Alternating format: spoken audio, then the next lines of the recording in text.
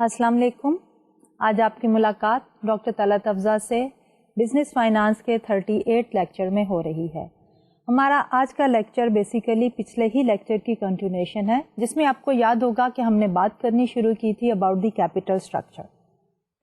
اب basically capital structure سے کیا مراد ہے اور ہم کس طرح جو ہے کیپٹل اسٹرکچر کا ویری کر کے total value of the firm کو اینالائز کر سکتے ہیں. تو یہ تو تھا ہمارا پچھلا ٹاپک. تو کیونکہ آج کا لیکچر پچھلے لیکچر ہی کی کنٹینیوشن ہے، تو میں یہ چاہوں گی کہ ہم پہلے تھوڑا سا ریوائز کر لیں اور اس کے بعد آج کا لیکچر جو ہے اس کو کیری آن کریں. تو ہم نے پچھلی دفعہ یہ کہا کہ فرم کا کیپٹل اسٹرکچر جو ہے وہ اس بات کو ڈیفائن کرتا ہے کہ ہماری فرم کے جو ٹوٹل ایسٹس ہیں ان کو کس طرح سے فائنانس کیا گیا ہے. Basically there are two main sources of assets financing. ایک ہے ہمارا ڈیٹ اور دوسرا ہے ایکوٹی. ڈیٹ جو ہے بیسیکلی اس کے سرٹن ایڈوانٹیجز ہیں اور there are certain disadvantages as well. اور دوسری طرف ایکوٹی کے بھی ہمارے پاس کچھ ایڈوانٹیجز ہیں اور کچھ ڈس ایڈوانٹیجز ہیں. تو اوور آل کیپٹل اسٹرکچر جو ہے وہ فرم کا اس کا آبجیکٹو کیا ہوگا کہ ہمیں اس طرح کا کیپٹل اسٹرکچر جو ہے وہ چوز کرنا چاہیے کہ جس سے ہمارے ویلیو آف دی فرم جو ہے وہ انکریز ہو جائے. جس طرح ہم بات کر رہے تھے ڈیٹ ایکوٹی ریشو کی، آپ کو یاد ہوگا ہم نے کہا کہ ڈیٹ ایکوٹی کی وہ ریشو ہونی چاہیے جس سے ہماری شیئر کی ویلیو جو ہے وہ میکسیمائز ہو جائے. جب ہم کیپٹل اسٹرکچر کی بات کرتے ہیں تو we are talking about the firm in totality. تو اس میں ہمارا کیپٹل اسٹرکچر جو ہے وہ اس طرح کا ہونا چاہیے کہ ہماری اوور آل فرم کی ویلیو جو ہے وہ میکسیمائز ہو جائے. جب ہم اپنے ایسٹس کو فائنانس کرنے کے لیے ڈیٹ یوز کرتے ہیں تو ہم یہ کہتے ہیں کہ ڈیٹ جو ہے that becomes a source of leverage. اور اس کا امپیکٹ کیا ہوتا ہے کہ جو ہم ڈیٹ زیادہ یوز کرتے ہیں بیکاز دی ٹیکس ایڈوانٹیج جو ہے وہ اس کے ساتھ اٹیچڈ ہے.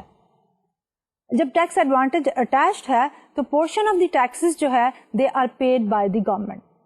تو اس سے الٹیمیٹلی امپیکٹ کیا ہوتا ہے فار دی شیئر ہولڈرز کہ ان کی ارننگ پر شیئر اور ریٹرن آن ایکوٹی جو ہے وہ بڑھتی چلی جاتی ہے.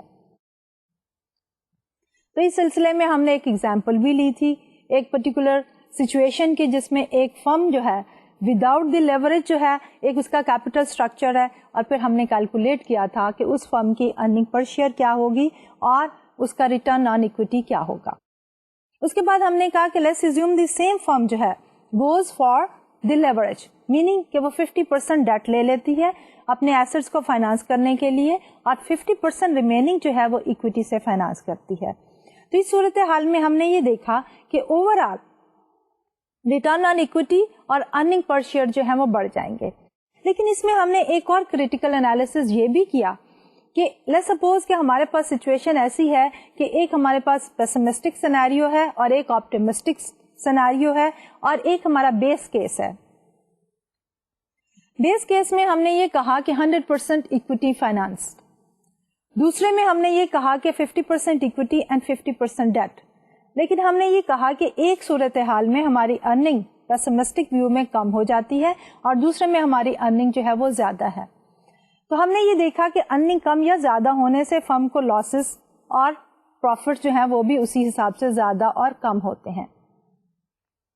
تو جب فرم جو ہے وہ لیوریج یوز کرتی ہے تو اس کے امپیکٹ کیا ہوتا ہے ارننگ پر شیئر پہ اور ریٹرن آن ایکوٹی پہ کہ ہمارے ارننگ پر شیئر بھی میگنیفائی ہو جاتی ہے ان ٹرمز آف پروفٹس، جبکہ ہمارے پاس آپٹیمسٹک ویو پوائنٹ ہے اور ہماری ارننگ پر شیئر جو ہے وہ نیگیٹو بھی ہو سکتی ہے اور بہت زیادہ ڈکلائن بھی کر سکتی ہے in comparison to the base case جب ہمارے پاس پیسمسٹک ویو پوائنٹ ہے. اس کو جب ہم سم اپ کرنا چاہیں گے تو ہم سمپلی ایک بات یہ کہیں گے کہ جب بھی فرم جو ہے وہ لیوریج یوز کرتی ہے تو یوز آف دا لیوریج جو ہے وہ فرم کے پروفٹس اینڈ لاسز کو میگنیفائی کر دیتا ہے کہ اگر پروفٹس ہوتے ہیں تو ان کو اوور اسٹیٹ کرے گا، بڑھا دے گا، اور اگر لاسز ہوں گے تو ان کو بھی بڑھا دے گا. تو we need to look at it کہ جب بھی یوز آف لیوریج ہوگا تو ہماری پروپوزیشن جو ہے وہ کون سی پیسمسٹک ویو پوائنٹ کی یا کہ آپٹیمسٹک ویو پوائنٹ کی جو ہے وہ ہم ایکسپیکٹ کر رہے ہیں. اس کے ساتھ ہم نے یہ ایک اور بات کی کہ ہمارے پاس جو فرم کا کیپٹل اسٹرکچر ہے وہ overall asset of the firm کو اٹ ریمینس کانسٹنٹ, مطلب اس میں جو ہے کوئی چینج نہیں آتی, ٹوٹل ایسٹس کی ورتھ ہمارے پاس اتنی ہی ہے, ہم نے صرف فائنانسنگ کے جو موڈز ہیں ان کو چینج کیا ہے. اس سلسلے میں ہم نے یہ کہا کہ اگر فرم جو ہے decides not to use the leverage, یعنی وہ بیس کیس میں ہی رہنا چاہتی ہے, لیکن ایک انویسٹر جو ہے wants to take some risk, تو اس میں ہم نے بات کی تھی ہوم میڈ لیوریج کی, کہ ہوم میڈ لیوریج جو ہے وہ ایک ایسا سینیریو ہے جس میں فرم جو ہے does not want to go for the use of leverage or maybe uses lesser quantity of the debt, lower level of leverage. لیکن جو انڈیویجول انویسٹر ہے looking at the magnified profit, وہ جو ہے خود اپنے طور پہ لیوریج کو استعمال کر سکتا ہے. تو اس سلسلے میں وہ کیا کرے گا کہ وہ انڈیویجولی پرسنل لیول پہ کچھ بوروئنگ کرے گا اور اس بوروئنگ کو وہ یوز کرے گا as investing in that particular companies share. تو اس سلسلے میں اس کی earning per share can be higher than the earning per share of the firm, کیونکہ اس نے ہوم میڈ لیوریج جو ہے وہ یوز کی. لیکن اس کے ساتھ ساتھ ایک اور بھی ہمیں چیز ذہن میں رکھنی چاہیے کہ جب فرم کو لاسز ہوتے ہیں تو ہوم میڈ لیوریج جس انڈیویجول انویسٹر نے یوز کیا ہے اس کی وجہ سے اس کے لاسز بھی میگنیفائی ہو جائیں گے. اس کے بعد ہم نے ان لیورنگ کا بھی کانسیپٹ جو ہے وہ انٹروڈیوس کیا تھا, ڈسکس کیا تھا, اور ہم یہ بات کر رہے تھے کہ لیٹس سپوز کہ the situation is vice versa, کہ ہماری جو فرم ہے وہ تو لیوریج یوز کرنا چاہتی ہے, they decide to go for using certain quantity of debt, لیکن جو ہمارا انڈیویجول انویسٹر ہے doesn't want to go for the use of debt, تو اب وہ جو انویسٹر ہے وہ اپنے آپ کو ان لیور کر سکتا ہے. ان لیورنگ کا کیا ہوگا کہ انویسٹر جو ہے انسٹیڈ آف بوروئنگ وہ لینڈ کر دے گا سرٹن اماؤنٹ آف منی, اور جب ریمیننگ اماؤنٹ ہوگی وہ انویسٹ کرے گا ان دس پرٹیکولر فرم. تو ٹوٹل جو اس کی انویسٹمنٹ ہوگی investing in this particular firm and then the amount which he has given as a loan, دونوں ملا کے اس کا اوور آل رسک جو ہے وہ کم کر دیں گے.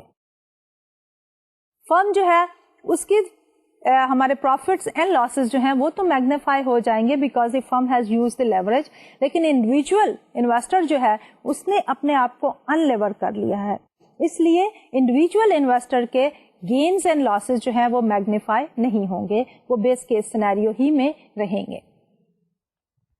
تو یہ تو تھا ہمارا پچھلا لیکچر جس میں ہم نے کیپٹل اسٹرکچر کی بات کی, لیوریج کی بات کی, and then individual personal level پہ ہم نے homemade leverage and unleverage کی ڈسکشن کی. تو اب ہم آتے ہیں اپنے آج کے لیکچر میں جو اسی ہی ٹاپک کی کنٹینیوشن ہے, یعنی ہم ابھی بھی کیپٹل اسٹرکچر کو ہی ڈسکس کر رہے ہیں. اب اس سلسلے میں کیپٹل اسٹرکچر سے ریلیٹڈ ہمارے پاس دو نوبل laureates, ایک ہے نوبل laureate ہمارا موڈیگلیانی اور دوسرا ہے ملر. انہوں نے کیپٹل اسٹرکچر سے ریلیٹڈ جو ہے کچھ پروپوزیشنز دی ہیں and they are very important. تو ہاں M&M موڈیگلیانی اینڈ ملر کی پروپوزیشنز کو ڈسکس کریں گے, اور پھر ہم اوور آل جو ٹوٹل رسک ہے اس کے بارے میں دیکھیں گے کہ فرم کا جو رسک ہے اس کو ہم دو کیٹیگریز میں کلاسیفائی کر سکتے ہیں, ایک ہے ہمارا بزنس رسک اور دوسرا ہے ہمارا فائنینشیل رسک. اور فائنلی جب ہم ڈیٹ اسٹرکچر کی بات کر رہے ہیں, کیپٹل اسٹرکچر کی بات کر رہے ہیں, ہم ذکر کر رہے ہیں کہ ڈیٹ کتنا ہوگا اور اکویٹی کتنی ہوگی. تو اس سلسلے میں جب بھی ہم ڈیٹ یوز کرتے ہیں تو ہم یہ کہتے ہیں کہ یوز آف دی ڈیٹ جو ہے ہمیں ایک ایڈوانٹیج دیتا ہے کہ ارننگ جو ہے وہ ان کے اوپر ٹیکسز کو کم کر دیتا ہے, کیونکہ انٹرسٹ جو ہے انٹرسٹ پیمنٹ جو ہے وہ ٹیکس ڈیڈکٹیبل ہے, جبکہ ڈیویڈنڈ پیمنٹ جو ہے وہ ٹیکس ڈیڈکٹیبل نہیں ہے. تو اس سلسلے میں فائنلی آج کے لیکچر میں if the time will permit تو ہم بات کریں گے corporate taxes and the capital structure کی. تو ہم شروع کرتے ہیں اپنی موڈیگلیانی اینڈ ملر کی پروپوزیشنز کے ساتھ. اب سچویشن کیا ہے کہ still we are talking about the capital structure.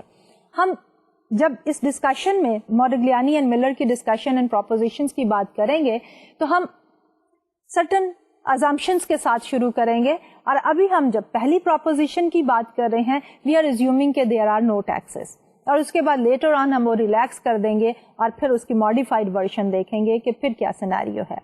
So basically what is the first proposition, The first proposition states that it is completely irrelevant how a firm chooses to arrange its finances.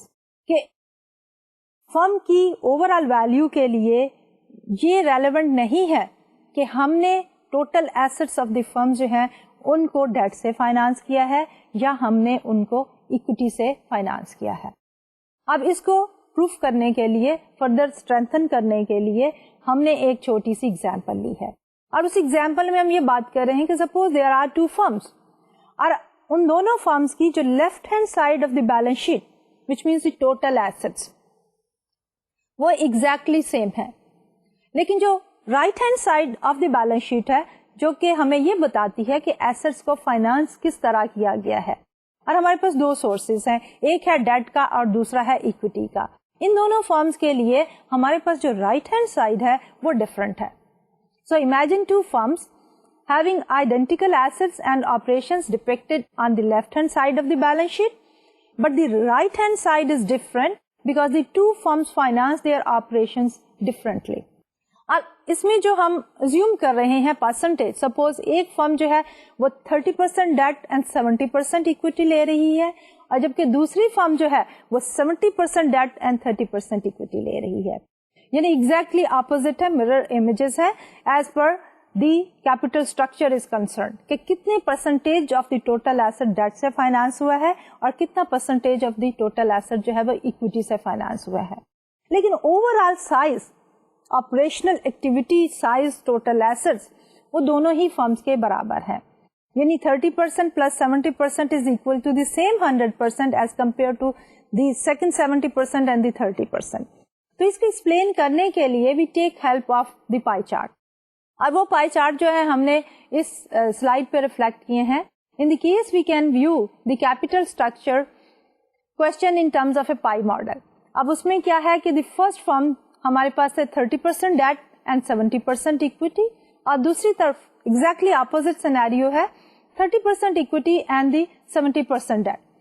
اب اس میں ہم کیا دیکھ رہے ہیں کہ ہمارے جو پائی ہے اس کا سائز جو ہے that is exactly the same, لیکن جب ہم اس کی سلائسنگ کر رہے ہیں تو ہم نے دونوں پائز کو ڈفرینٹلی سلائس کیا ہے. تو اوور آل فرم کی ویلیو جو ہے that is determined by the size of the pi. So value دونوں کی سیم ہے, لیکن جب ہم نے سلائسنگ کی ہے تو ہم نے ڈفرینٹلی اس کو سلائس کیا ہے. تو وہ جو سلائس ہے دے آر ڈیپینڈنٹ آن کہ how we finance our total assets, کہ کتنے پرسنٹیج اکویٹی ہے اور کتنے پرسنٹیج جو ہے ہمارے پاس ڈیٹ ہے. تو اوور آل ہماری جو پروپوزیشن 1 ہے وہ یہ کہتی ہے کہ فرم کا جو سائز ہے یہ ٹوٹل ایسٹ ہے that is not dependent on the capital structure of the firm, کہ کتنے پرسنٹ ایسٹ جو ہیں وہ ڈیٹ سے فائنانس ہوئے ہیں اور کتنے پرسنٹ آف دی ایسٹ جو ہیں وہ فائنانس ہوئے ہیں اکویٹی کے ساتھ. فارملی ہم اس کو کس طرح لکھیں گے, ول سے کہ although changing the capital structure may not change the firm's total value, it does cause important changes in the firm's debt and equity. اب اس میں ہم کہنا کیا چاہ رہے ہیں کہ اگر ہم اوور آل فرم کو ایویلویٹ کر رہے ہیں تو ہم چینج کرتے ہیں سلائسنگ کو, تو اس سے ٹوٹل ویلیو پہ تو چینج نہیں آتا, لیکن کیا ہے کہ changing the capital structure has no impact on the value of the firm or the size of the pie, but changing the capital structure has important impact on the debt equity ratio. اب اس کو analyze کرنے کے لیے ہم further جب آگے جاتے ہیں تو let's take another example. Now we examine the firm which changes the debt equity ratio, and for simplification we ignore the taxes here. لیکن اب جو ہم نے دیکھنا ہے کہ ڈیٹ اور اکویٹی پہ کیا اثر پڑتا ہے کیپیٹل اسٹرکچر کو چینج کرنے سے, تو اس کے لیے we need certain background information. اور وہ بیک گراؤنڈ انفارمیشن آپ کو یاد ہوگا کہ جب ہم weighted average cost of capital کی بات کر رہے تھے تو ہم نے یہ کہا تھا کہ weighted average cost of capital کو کیلکولیٹ کرنے کے لیے ہم انڈیویجول کمپونیٹس جو نارملی ہمارے پاس ڈیٹ اور اکویٹی ہے ان دونوں کو لیتے ہیں اور ان کے ویٹس کو لیتے ہیں. تو weighted average cost of capital weighted average WACC is equal to کہ ہمارے کتنا پرسنٹیج پرپورشن جو ہے وہ ڈیٹ کا ہے in total value multiplied by the after tax cost of debt, and plus اس میں ہم نے یہ کہا تھا کہ weightage of the equity in total assets multiplied by the cost of equity. तो formally हम इसको लिए लिखेंगे कि WACC is equal to E over V multiplied by RE.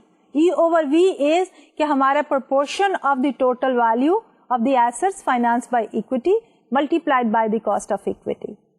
Plus D over V gives us the proportion of the total value of the asset which is financed by debt multiplied by the cost of debt, where V is equal to E plus D. And we also know that the weighted average cost of capital can be interpreted as the required return on the firm's overall asset RA. Therefore, हम जो है weighted average cost of capital ही के फॉर्मूले को RA की शक्ल में भी लिख सकते हैं, which is the overall required rate of return for the capital. याद होगा कि पिछले लेक्चर में हमने ये जो है पैरेलल ड्रा किया था कि हमारा weighted average cost of capital जो है वही रिक्वायर्ड रेट ऑफ रिटर्न है ओवरऑल फॉर द फर्म.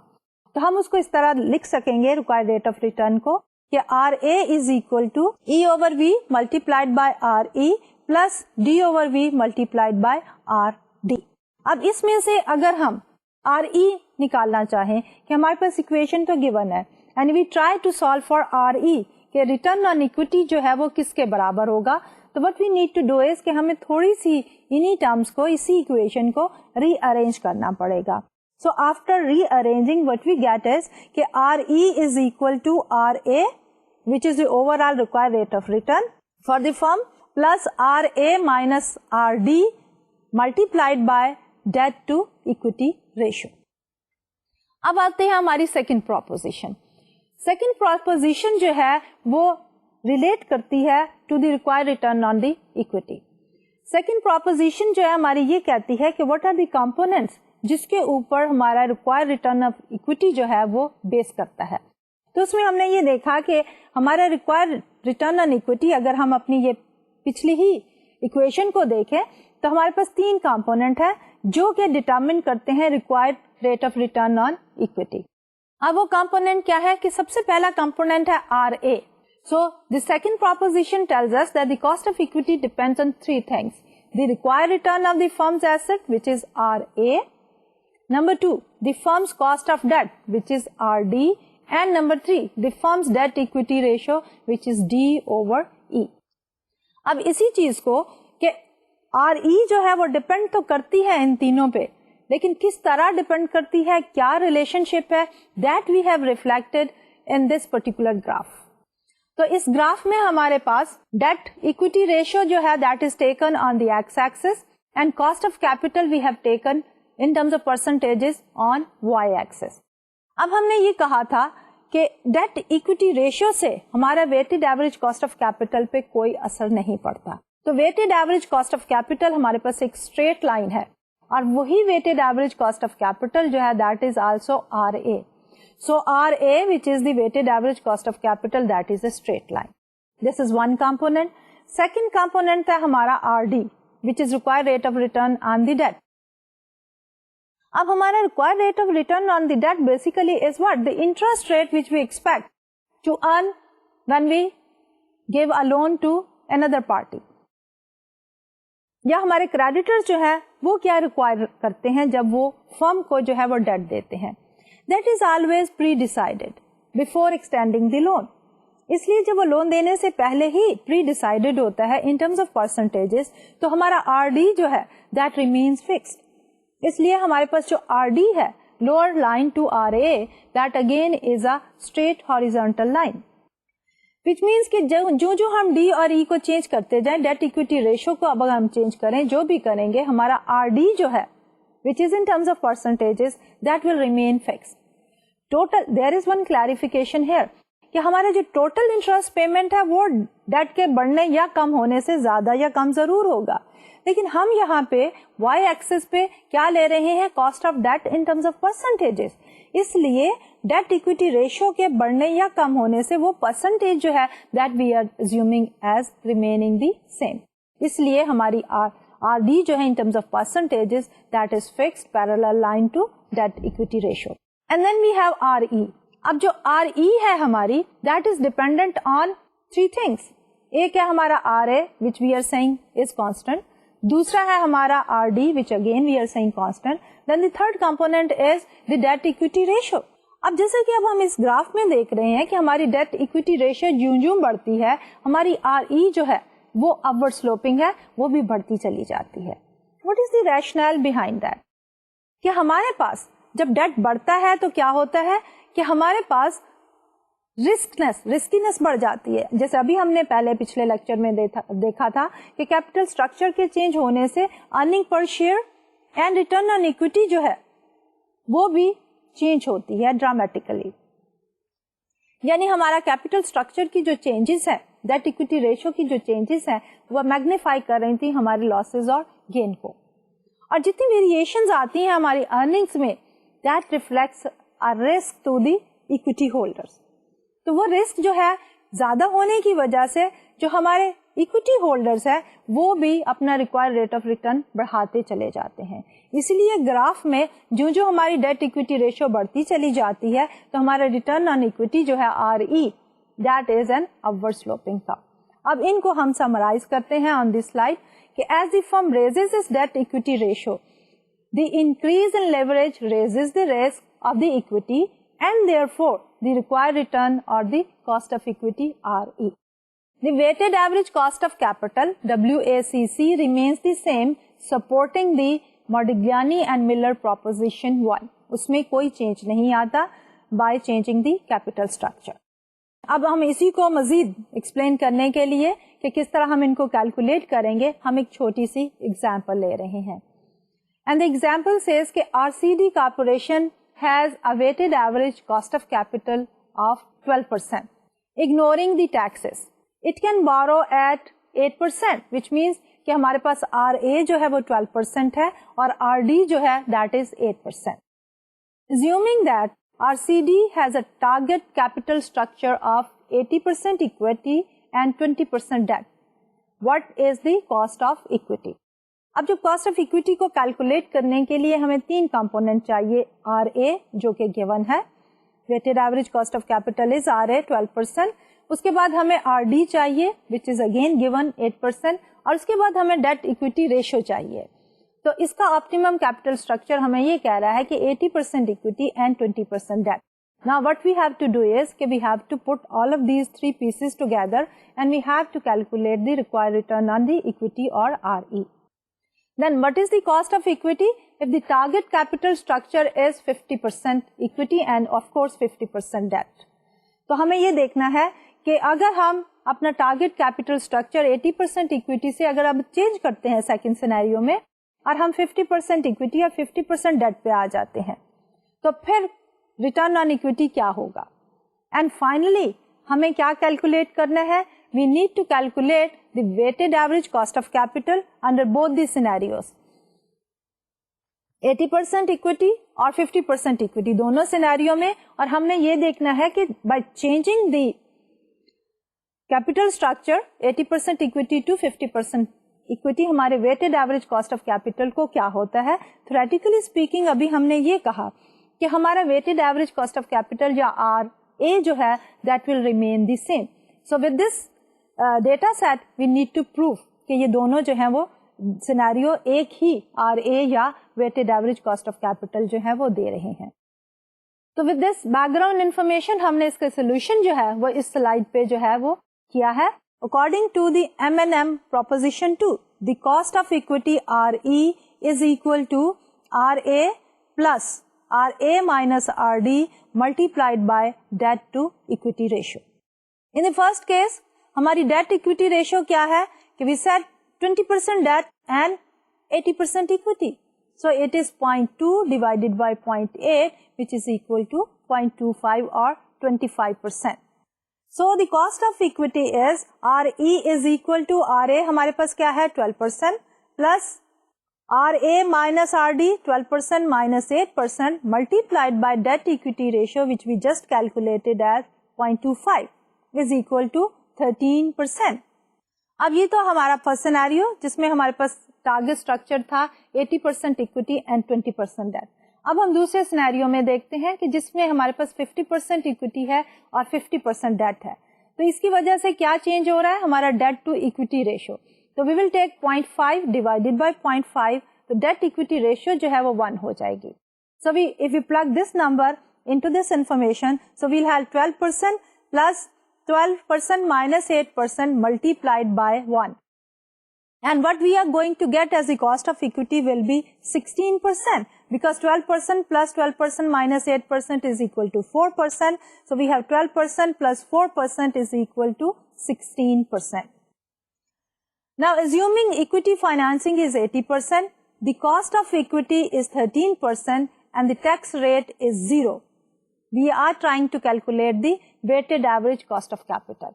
کیونکہ ہم نے اس ایگزامپل میں دو چیزیں کرنی تھی کہ پہلے کیپٹل اسٹرکچر 80-20 کا رکھ کے ہم نے کیلکولیٹ کرنا تھا کاسٹ آف اکویٹی RE, اور پھر چینج کر کے اگین کاسٹ آف اکویٹی, اور پھر دونوں ہی سینیریوز کے اندر ہم نے weighted average cost of capital یا RA کیلکولیٹ کرنا تھا. تو پہلے سینیریو میں جب ہمارے پاس 80% اکویٹی ہے تو جب ہم weighted average cost of capital calculate کرتے ہیں تو that we have done on this particular slide. Okay, now assuming equity financing is 80%, the cost of equity is 13% and the tax rate is 0. The weighted average cost of capital is equal to E over V into RE plus D over V into RD. E over V is 80%, RE we just calculated as 13% plus D over V is 20% and the RD is given as 8%. So weighted average cost of capital is equal to 12%.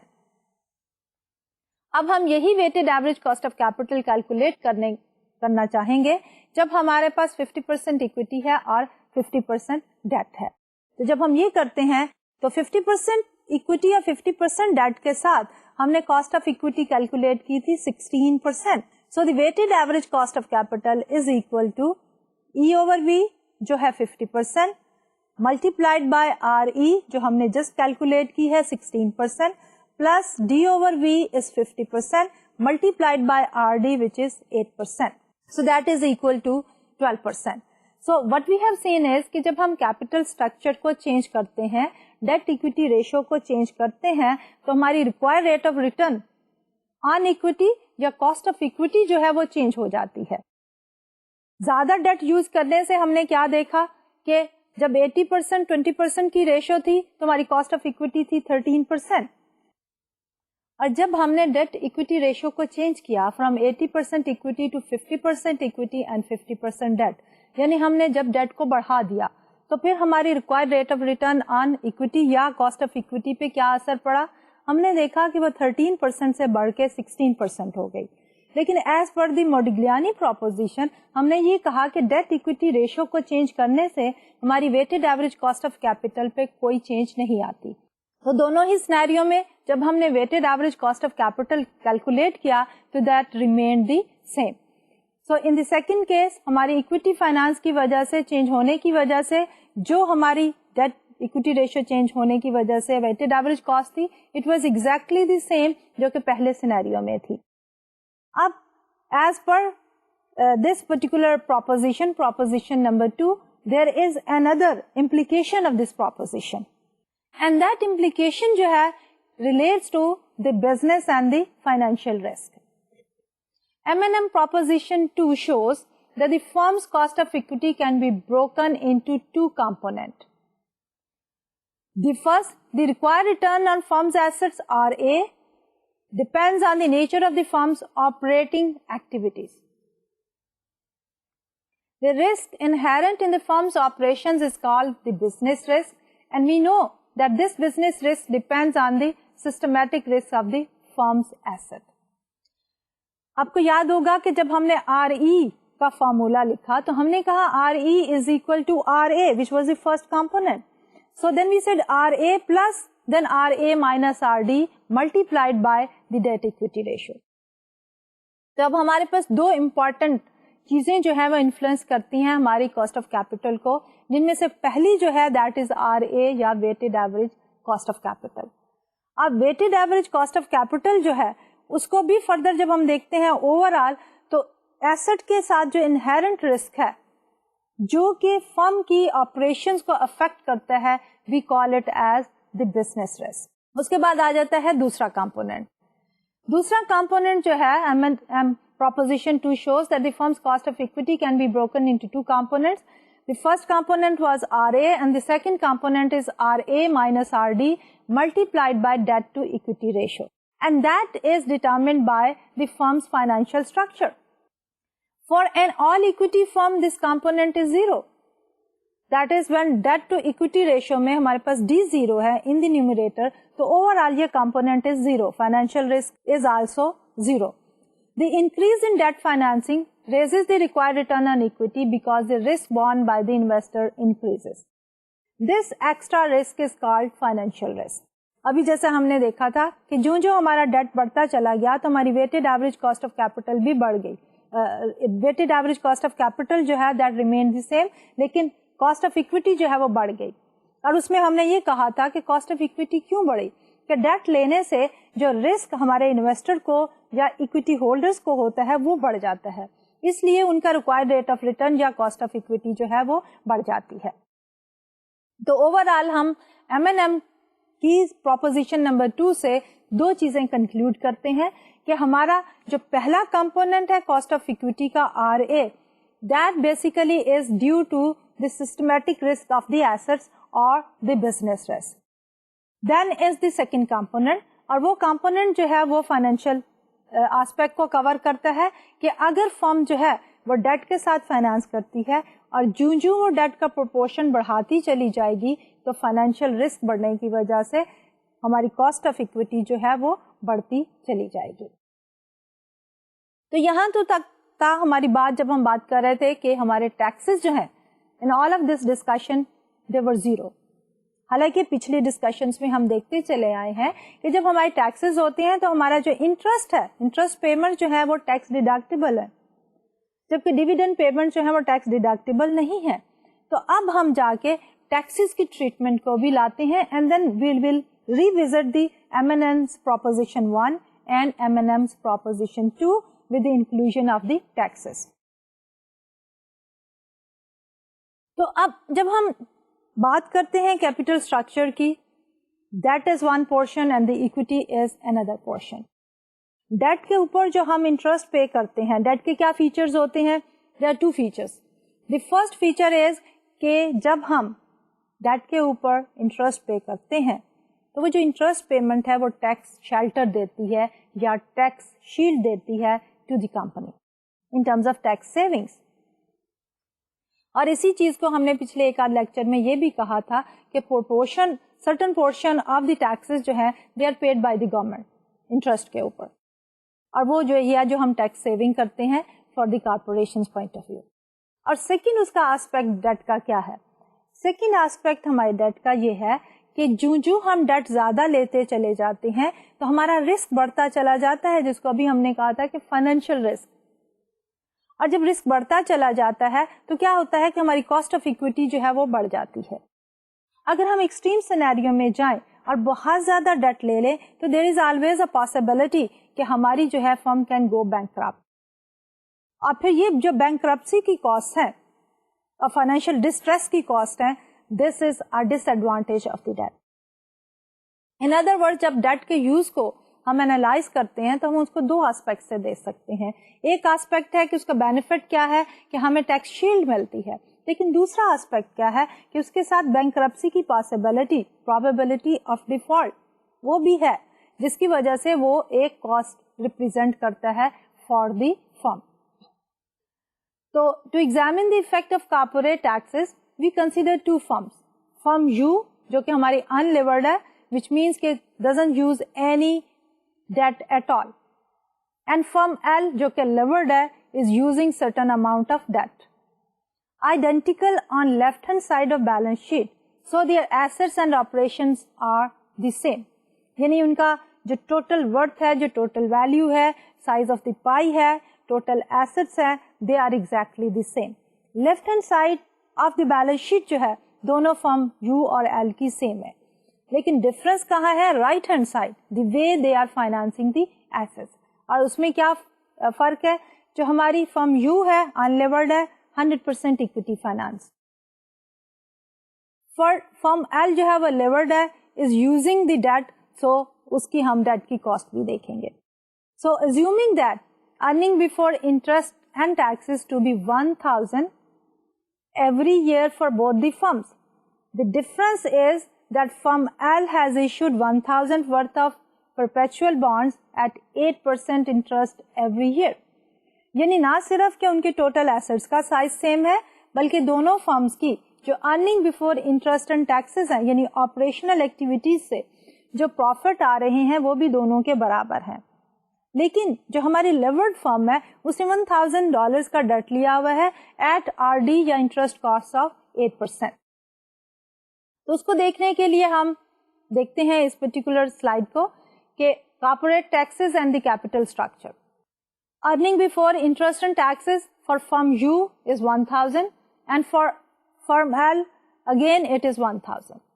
Interest expense for the firm U is 0. Why? Because firm U is unlevered 100% equity finance. اس لیے there is no interest expense. جبکہ جو ہماری firm L ہے اس نے 1,000 کا لیا ہوا ہے at an interest cost of 8%. تو انٹرسٹ کاسٹ ٹوٹل جو ہے 1,000 multiplied by 8% is equal to 80. Therefore, taxable income for the firm U is 1,000 and for firm L it is 920 کیونکہ 1,000 minus the interest expense is equal to 920. اب ہم آتے ہیں taxes کی اور بات کر رہے ہیں کہ اس دونوں فرمز کے لیے جو اپلیکیبل ٹیکس ریٹ ہے that is 30%. So 30% ٹیکسز جو ہے فرم U کے اوپر 1,000 multiplied by 0.30 is 300 and from L کے لیے 920 multiplied by 30% is 276. Now, notice a change. Change is کہ tax liability for the unlevered firm is 300 and tax liability for the firm L is 276 which is less. دونوں کا difference جو ہے that is $24. Net income کیا ہے for the firm U that is 1,000 minus 300 $700 جبکہ فرم L کی net income جو ہے that is 920 minus 276. اب اسی چیز کو فردر سمپلیفائی کرنے کے لیے ہم تھوڑی سی اور assumptions لگاتے ہیں کیونکہ ہم انہی اب earning before interest and taxes کو کیش فلوز میں کنورٹ کرنا چاہ رہے ہیں کہ we are trying to look at the cash flows for both the levered as well as unlevered firm. تو کیش فلوز میں ہم سب سے پہلے جو ہے ڈیپریسیشن کا ٹریٹمنٹ لیتے ہیں اینڈ وی آر اسیومنگ کہ اس سینیریو میں اس سچویشن میں جو ایگزامپل ہم لے رہے ہیں دونوں فرمز جو ہیں ان کا ڈیپریسیشن ایکسپینسز 0. نمبر 2 کہ کیپٹل اسپینڈنگ جو ہے دیٹ از آلسو 0 کیونکہ دیز آر دی آئٹم جو کہ ہمارے کیش فلوز کو افیکٹ کرتے ہیں. So we are assuming to simplify we assume depreciation is 0. Number 2 capital spending is 0.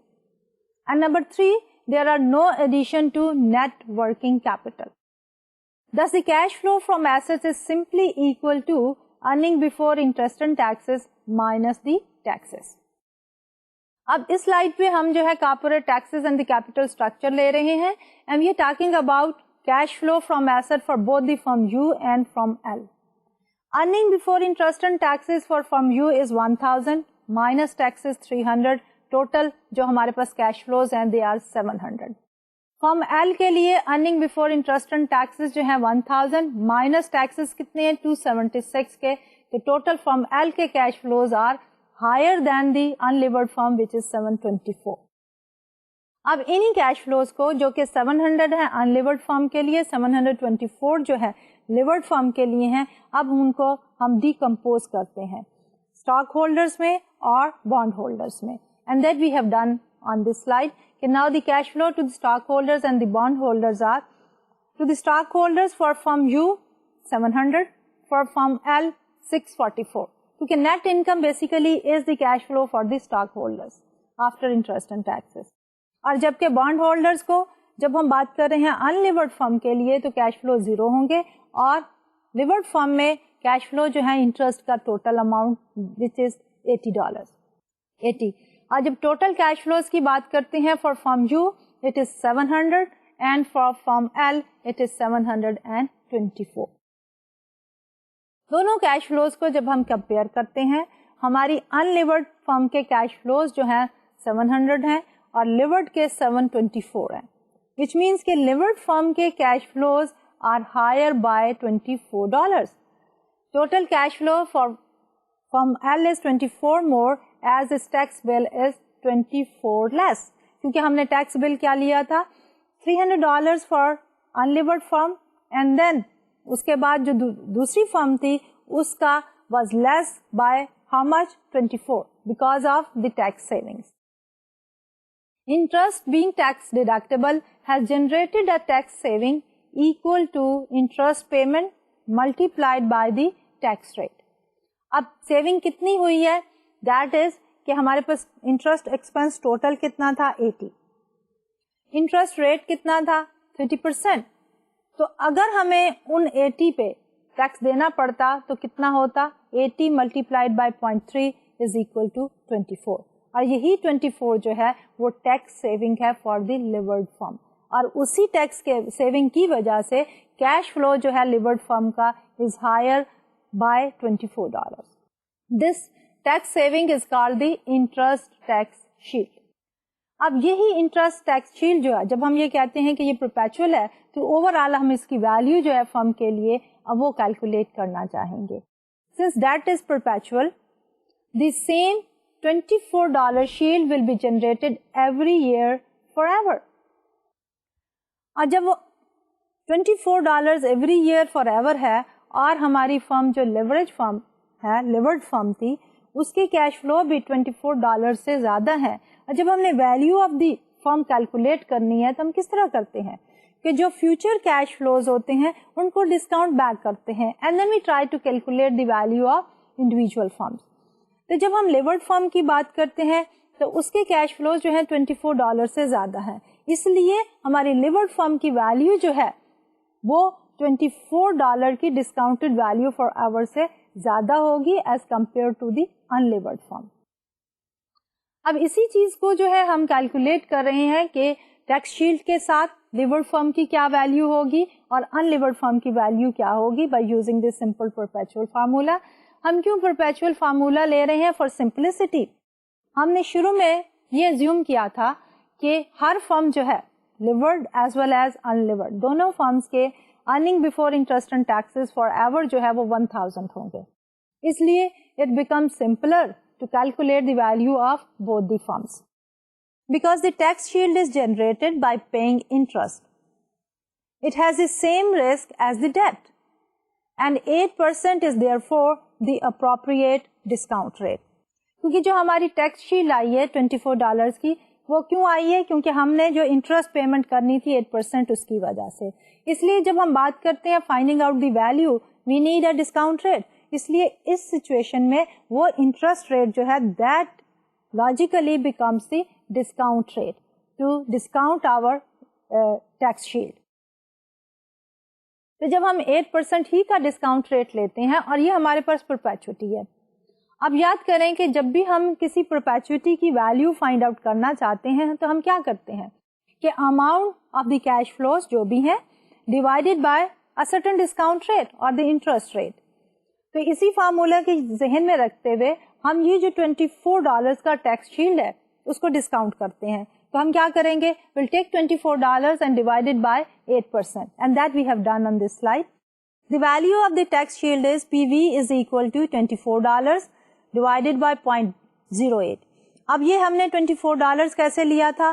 0.30 into 1000 was total tax liability multiplied by the interest cost کتنی تھی؟ 0.08. So that gave us $24 divided by 0.08 as a discount rate or discount factor. So overall ہمارے پاس آ گیا 30% into 1000 which is equal to 300. اب جب ہم اس کو formally اگر generalise کرنا چاہیں, ابھی تو ہم نے یہ کہا تھا کہ ایک پرٹیکولر سینیریو ہے جس میں ایک لیورڈ فرم نے $1000 کا جو ہے ارننگس کی ہے اور اس کے اوپر اس نے 30% ٹیکسز دینے تھے, تو ٹوٹل لائبلٹی 300 تھی. لیکن 8% جو ہے وہ انٹرسٹ کاسٹ ہونے کی وجہ سے ہماری سیونگس جو تھیں they were $24. اب ان سیونگس کو, ٹیکس شیلڈ کو یا سیونگ کو ہم نے جب پریزنٹ ویلیوز کی فائنڈ آؤٹ کرنی تھی تو ہم نے پرپیچوٹی کا فارمولا لگایا and then we came up with a value which was 24 divided by 0.08. اب اس کو اگر ہم فارملائز کرنا چاہیں, اگر ہم ایک جنرل فارمولا لکھنا چاہیں تو how we are going to write it down. وہ ہوگا کہ present value of interest tax shield is equal to T C multiplied by D multiplied by RD over RD. TC is the tax rate, D is the amount of debt, and RD is the interest cost on debt divided by the interest cost. So this will reduce to which is equal to TC multiplied by D. We may conclude here that the value of the firm R, VL, which is the levered firm, the value of the firm L, VL, exceeds the value of the firm U, which is VU, by the present value of the interest tax shield. Interest tax shield ہماری کتنی ہے؟ TC divided multiplied by D. تو overall جب ہم دیکھتے ہیں M&M proposition 1 with taxes, therefore we get a result which says the value of levered firm VL is equal to the value of unlevered firm VU plus TC multiplied by D. And TC multiplied by D is the interest tax shield. In nutshell ہم کیا کہنا چاہ رہے ہیں کہ ہماری value of the levered firm جو ہے that will be more than the value of unlevered firm, اور وہ difference کس کے برابر ہوگا؟ That will be the value of tax shield, interest tax shield. اب اسی چیز کو فارملی ہم مزید ایکسپلین کر سکتے ہیں with the help of this particular graph here. We have taken the total debt on x-axis and we have taken the value of the firm on y-axis. ایک horizontal line ہے ہمارے پاس VU, which is the value of the firm with no debt. اب value of the firm with no debt جو ہے that remains constant. It is not affected by the tax shield. جبکہ ہمارے پاس VU سے start ہو کے upward sloping جو ہے VL, that is the value of the firm with debt. So VL ابھی ہم نے جیسے کہا کہ VL is equal to VU plus TC multiplied by D. VU is the value of the unlevered firm plus TC multiplied by the D, that is the interest tax shield. تو جو difference ہے ہمارے پاس horizontal line VU کا اور ہماری اوپر والی line VL کا, that basically is TC multiplied by D, and that is equal to the present value of tax shield on debt. جب ہم دیکھتے ہیں slope of this line VL, the slope of the line VL is equal to TC, that is the tax rate. اب یہ slope جو ہے کس طرح افیکٹ کرتا ہے on an unlevered firm and a levered firm. Unlevered firm پہ slope is irrelevant because ہمارے پاس جو ہے وہ interest on the debt is zero کیونکہ there is no debt. لیکن جب ہم بات کرتے ہیں اسی لیے اس لائن کا slope آپ دیکھیے that is zero. لیکن دوسری طرف دیکھیں تو اس کا slope جو ہے that is due to the fact کہ ہمارے پاس جو ہے وہ tax shield جو ہے موجود ہے on debt. اگر ہم وائی ایکسس پہ دیکھتے ہیں ویلیو آف فرم جس میں ہم نے لی ہے, تو جب ہمارے پاس اماؤنٹ آف ڈیٹ زیرو ہے تو اس میں وی یو جو ویلیو آف ان لیورڈ فرم ہے, اور وہ وہیں سے ہم لے کے ایک ہاریزونٹل لائن ڈرا کر رہے ہیں. لیکن لیورڈ فرم کے لیے زیرو سے لے کے اپورڈ سلوپنگ کرو جو ہے that basically tells us the present value of the tax shield on debt, that is the total area in between these two lines.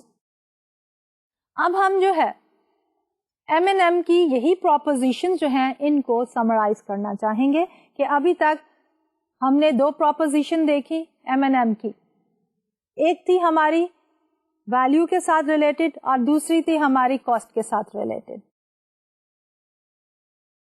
اور اس میں ہم نے ایزیوم کیا کہ ہمارے پاس جو ٹیکسز ہیں دے آر زیرو. اب ہم بات کرنا جا رہے ہیں دوسری سینیریو میں ٹیکسز کو شامل کرنے کے بعد M&M کی پروپوزیشن 1 اینڈ M&M کی پروپوزیشن 2. اب اسی سارے کچھ کو ہم نے سمرائز کیا ہے and we are saying M&M summary, the no tax case. Proposition number 1 says the value of the firm levered VL is equal to the value of the firm unlevered. VL is equal to VU. It means کہ جب ہم دو firms کی طرف دیکھتے ہیں اور ان کا اگر کیپٹل اسٹرکچر فرق بھی ہے تو ان کی اگر سائز جو ہے ٹوٹل ایسٹ جو ہے آپریشنل سائز برابر ہے تو ان دونوں فرمز کی ویلیو بھی سیم ہوں گی پرووائڈیڈ کہ ہمارے ٹیکسز جو ہیں دے آر زیرو. تو وی آر سیئنگ کہ V L is equal to V U. اب اس کی امپلیکیشن کیا ہے؟ The implications of proposition 1. A firm's capital structure is irrelevant.